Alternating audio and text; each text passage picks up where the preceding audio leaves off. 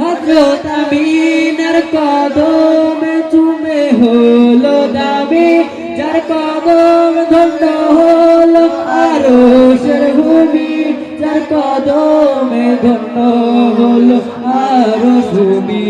চেহারা দেখে লুকিয়ে যায় রবি শশী, আদরের দোলারার দেখে মুচকি হাসি।